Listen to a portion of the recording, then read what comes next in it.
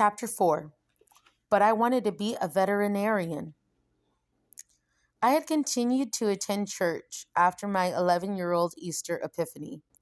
But after my brief childhood encounter with religion, I devoted the majority of my time and energy and interest to work and sports.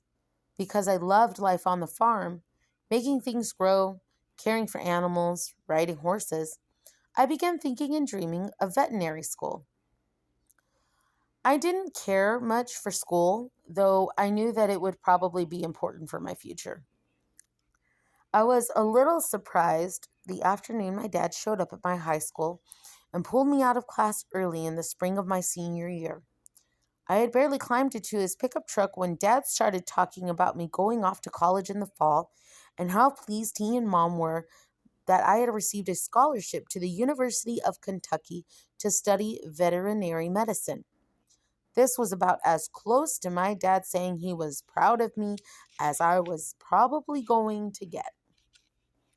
He knew that even with the scholarship, I was going to need money of my own for transportation and other educational and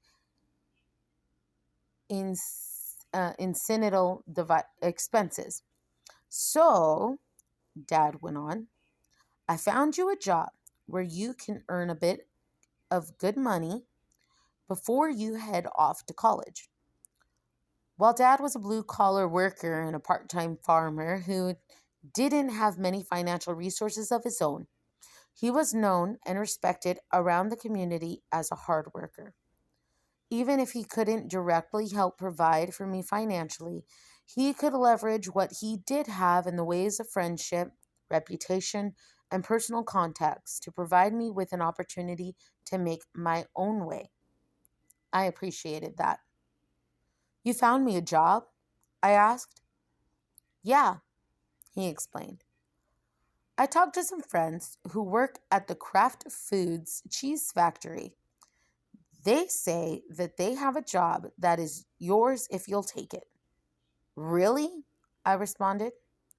The big food conglomerate had a nearby cottage cheese processing plant. A lot of local people earned enough to support their families working there. Dad knew that I planned on finding some kind of summer job to earn money before college started in the fall. He also knew that I hadn't had any success yet in my job search. We both knew that a job opportunity at Kraft would be more promising than anything I would find on my own. It sounds great, I told him. Thanks. But he didn't want me to thank him until I had heard the rest of his news. The thing is, my dad said, the job starts tonight. The 7 p.m. to 3:30 a.m. shift, Monday through Friday, 40 hours per week until you leave for college.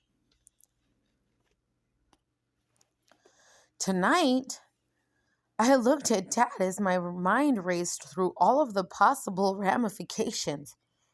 I have 9 more weeks of school before graduation. Varsity baseball season has already started.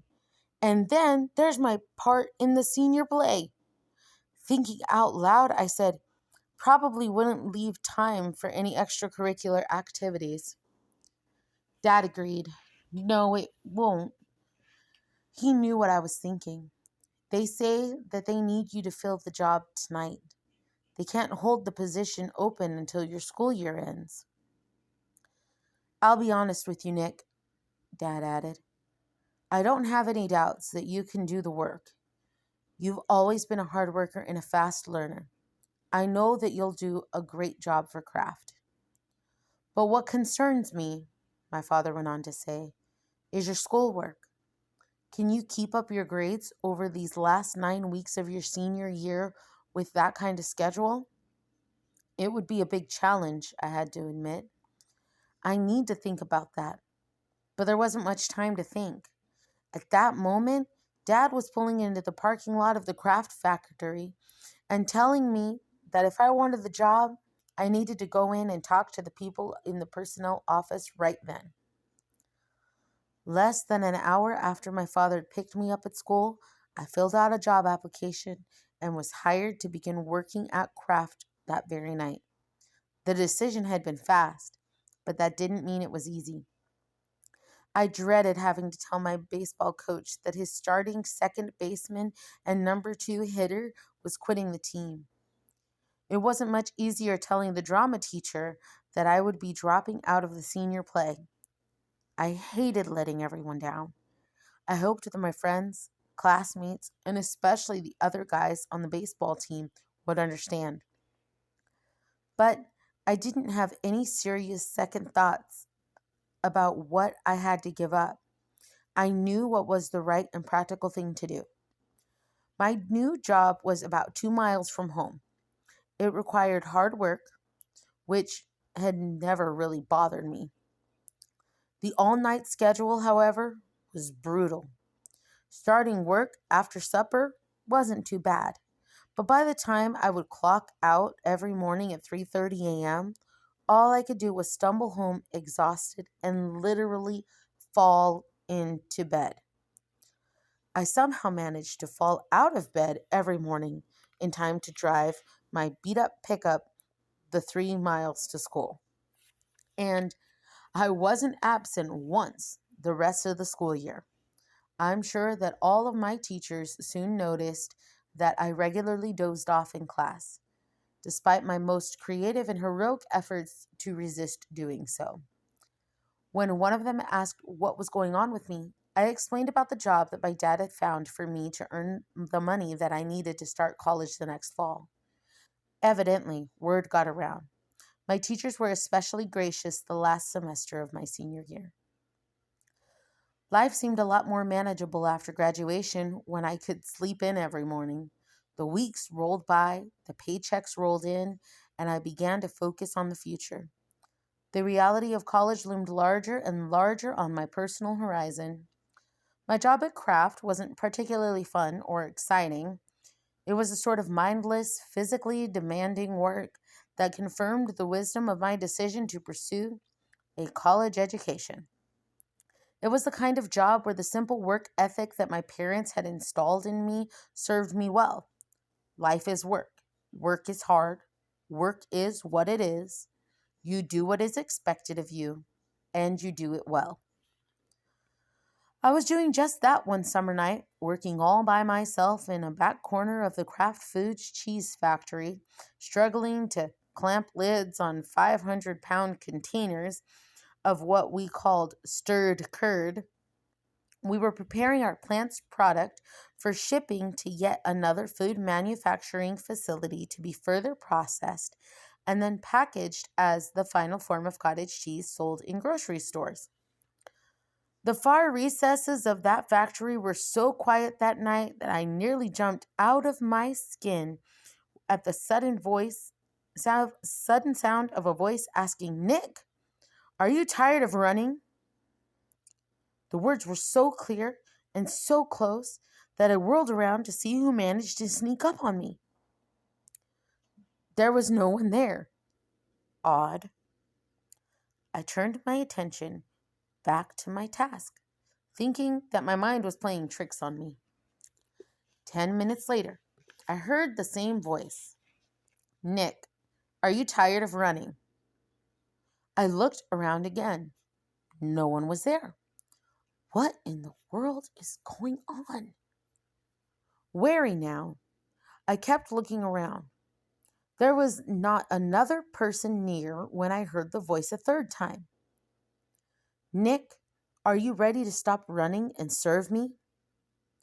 I suspected that a coworker was playing a trick on me. Quickly, though, I sensed in my heart that the voice that was speaking to me belonged to God. I didn't realize that it was possible to question or even ignore the Holy Spirit. I was so surprised by what was happening that all by myself in the back of the food factory, I made what seemed like the only possible response under those circumstances. I gave God my life.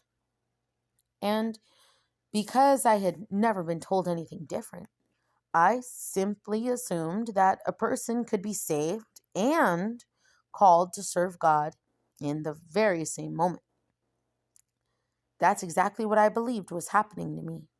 I answered God's voice and I put my life in His control. On the one hand, what happened to me that night was both unsettling and unexpected. For the longest time, I had wanted nothing more than to be a vet. The first real step on the road to that life dream was set to begin in less than a month. In my limited experience, serving God was what preachers did. And the prospect of being the pastor of a little country church in the hills of Kentucky was not much interest to me. But now it seemed that God wanted me to do that. What does God have in mind? Does He know what He's doing? On the other hand, what happened that night in the factory was so real that I had to tell someone. I simply couldn't not talk about it. So I sat my parents down the very next day and explained how the voice of God had spoken to me. I told them that I had been saved. I explained that I had not only accepted Christ into my heart and given my life to Him, but that I now plan to serve Him. My folks' reaction was not so much negative as it was neutral. Looking back now, I realized that my story must have seemed strange to them. Mom and Dad simply had no reference point of their own personal experience to process what I had told them had happened or to begin to understand the implications. From their perspective, it sounded as if I was suddenly discarding my lifetime dream of becoming a veterinarian for what must have sounded like some mystical spiritual experience. I'm sure that they, too, equated serving God with preaching. Disappointed that my parents couldn't understand or accept what I was explaining, I next went to talk with an older pastor who had known my family for some time. He smiled and listened with interest as I told him about the voice that I had heard in the factory and the part about my accepting Christ. When I went on to explain about feeling called to serve God, the minister's response was shockingly more negative than that of my parents. He looked me right in the eye and said, "You really don't want to become a preacher, Nick. Churches will eat you alive. That kind of work can kill a man." I was surprised by the vehemence of his reaction. Yet, I had a pretty good idea what he meant. I had grown up in a small community where most everyone, went to one of three churches, yet always seemed to know what was going on in the other two. I had also attended various country churches from time to time with my grandparents and visited a number of others in the area when my brother had sung in a traveling gospel quartet during high school. Based on that exposure, I guess I had a narrow view of ministry that I had simply assumed that such things were a necessary downside of any decision to serve the Lord. I figured that I would just give in and say, "Okay, God, I guess I will have to do this because you are God, but I'm not going to like it." I had been just weeks away from heading off to college to study veterinary science and find my way in a bigger, more exciting world. I knew that I had to say yes to God and that I would follow and serve the Lord. But now I was suddenly wondering if, in doing so, I had just condemned myself to hard labor and an unexciting life of misery. This pastor's reaction only served to underscore my questions and doubts at the very beginning of my personal walk of faith. Fortunately, I received a much more affirming response when I shared my cheese factory conversation with a friend who was a pastor in a small church nearby. When I told him I had felt that God had called me to serve Him, he got excited enough to introduce me to another young preacher friend of his. The two of them prayed with me. I didn't really know what to do next, but I felt certain that God had called me. I honestly didn't believe that I had any choice except to accept and obey this call. I saw no separation or distinction between accepting Christ and surrendering my whole life to Him to do what He wanted me to do.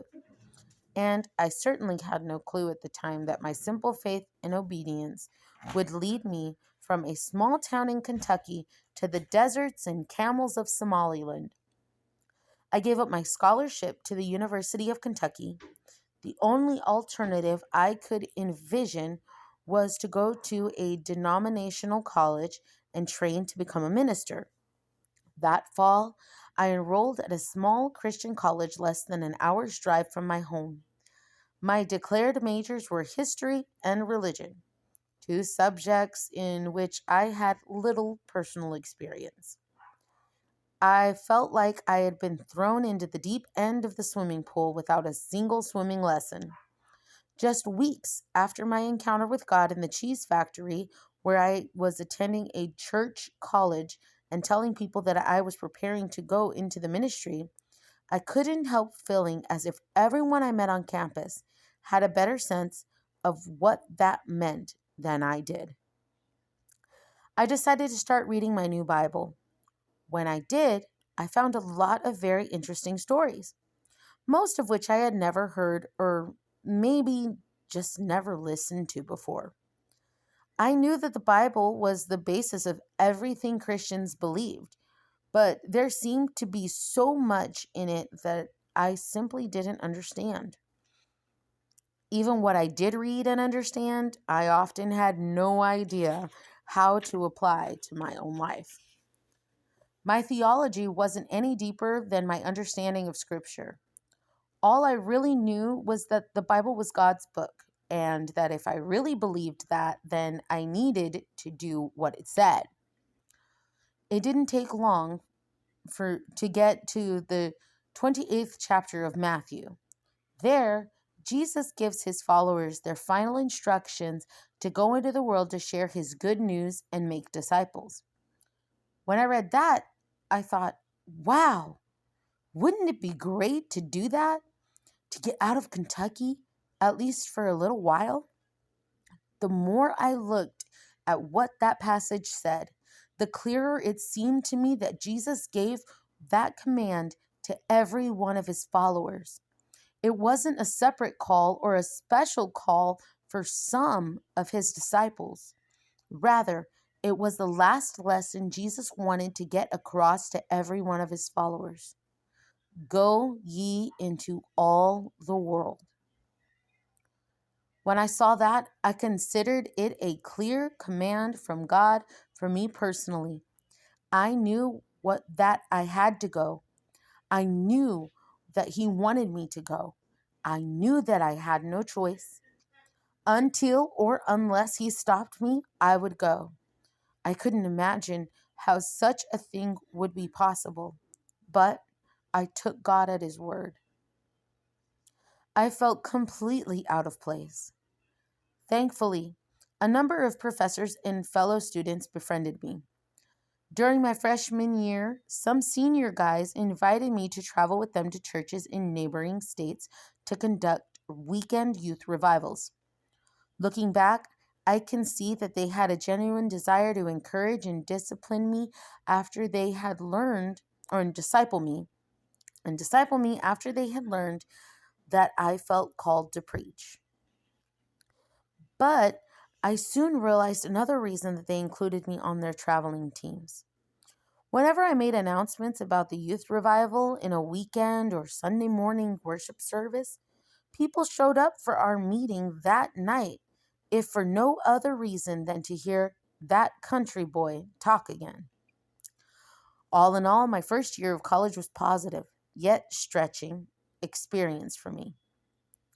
I enjoyed college more than I had expected to. I moved into my sophomore year feeling comfortable on campus, yet knowing that I still had a lot to learn. One of my most memorable experiences that second year of college was my first encounter with a real live missionary. A man by the name of Dr. Butcher visited the campus. He gave a 30-minute devotional in chapel one evening and shared some of his own ministry experience in Thailand. He made a clear and compelling case for more young people to answer the call to serve God overseas. He certainly got my attention. After the service, I waited around until I could privately approach Dr. Butcher. I asked him, "Let me get this straight. You're telling me that I can go anywhere in the world to tell people about Jesus and that I can get paid to do it?" He looked at me in a funny way, smiled slightly, and then added, "I've never been asked the question quite like that before, but yes, that is what I'm saying." "Where do I sign up?" I asked. I was thrilled to know that there was some way to make that go ye into all the world commandment doable. I was ready to go right then, but I had a lot more to learn before that would happen, and I had just become acquainted that fall of my sophomore year with the one person who would do more than any other person to help me learn it. She was the one person without whom I probably would never have made it to Africa at all.